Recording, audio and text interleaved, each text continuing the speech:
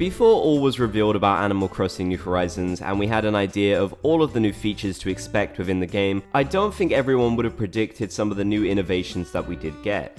After all, new features like terraforming were pretty crazy, and back in the New Leaf days, it was hard to imagine us completely being able to change the structure of our islands. However, other features like furniture being placed outdoors were more predictable. After all, we did see that first make an appearance in Happy Home Designer, so it made a lot of sense that it would come to a main series game afterwards. And let's just not mention anything from Amiibo Festival.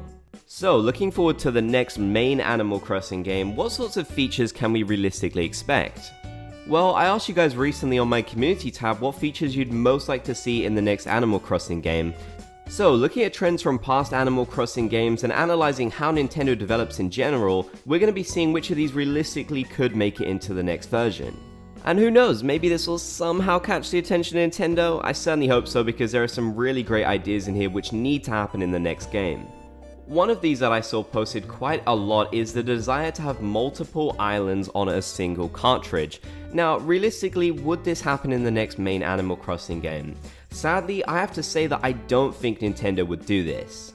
Whilst there are a few main Nintendo games out there which allow you to have multiple save files, generally speaking, I feel like this is something Nintendo is against. I don't know whether this is to incentivize people to buy multiple copies, which is an idea that I don't really like, or it's just them wanting you to have one main experience in the game, which again I feel like is a shame since people really love to restart. Whatever the reason, I sadly feel like this isn't something that Nintendo would implement. Personally, I would absolutely love to see this as well, and I think being able to have multiple islands would really solve the conundrum of people who want to reset but don't want to lose all of their progress. So I really hope they will consider doing this, but I'm definitely not getting my hopes up about it. This next commenter wants to have villagers have their own different personalities and dialogues from each other. They do admit that this would be a big ask, and I sadly have to agree with them there. I feel like we definitely won't see each villager have their own individual personality and dialogue, as that would be a ton of work. After all, there are hundreds of different villagers, and even in the past Animal Crossing games, which are regarded as much better in terms of dialogue, the villagers still repeated the same things. But the good news is, I do definitely feel like Nintendo will make it so villagers have more varied dialogue in the next game. After all, they did make some improvements to villagers since the 2.0 update by adding in a ton of new dialogue. Not to mention the fact that villagers are much more lively in Animal Crossing New Horizons. They run around your island doing crazy things, they'll sing along to songs. They didn't really do this in Animal Crossing New Leaf. I definitely feel like in the next game Nintendo will improve villagers a lot, but I really doubt they'll have their own individual personalities, even though that would be insanely cool. I do agree though, they definitely went too far with the whole pop star and bugs in the walls sort of things. It's such a shame that Bob only seems to talk about his bugs, it's really weird. Looking at the content between New Leaf and New Horizons, we can definitely see that villagers have improved in their interactions. They were honestly very robotic back in Animal Crossing New Leaf, but thanks to Happy Home Designer and even Pocket Camp, villagers started becoming more interactive again like they were in the original game, and then finally that culminated in New Horizons where, in my opinion, they were very interactive. Sadly though, the dialogue didn't really follow suit, so I'm hoping in the next game that is an improvement that they will make, as the 2.0 update definitely set the foundations for this. We'll move on to more of these potential features, but first a quick word from my sponsor. Before we continue with the video, I wanted to say that this video is sponsored by Disney Emoji Blitz. You can download the game for free using my link in the video description. I'm also hosting a giveaway for playing the game, so stay tuned for more details. Disney Emoji Blitz is unlike any other match-free game. Each emoji has its own unique power-ups and you control what to use, letting you strategize with each game that you play. I love the Mandalorian, so Mando is definitely my favorite emoji, and he's just one of many that you can collect. You can also use the emojis to text your friends, which is pretty cool in my opinion. And for you collectors out there, there's a lot for you to get your hands on, and the game is always getting updated with more emojis. Use my link down in the description to download the game. The link works as a creator code, so anything you spend within the game will help support me and the content that I make here on this channel. I'll also be hosting a giveaway over on Instagram to reward you for playing the game. I'll be giving away a $30 Amazon card, and to enter all you have to do is download the game using my link, get to level 20, screenshot that, send it to me on Instagram. If you've entered one of these giveaways in the past, you'll need to get to level 25 as a part of a new challenge. I'll choose the winners in a month from this video going live, and once again, thank you to Disney Emoji Blitz for sponsoring this video.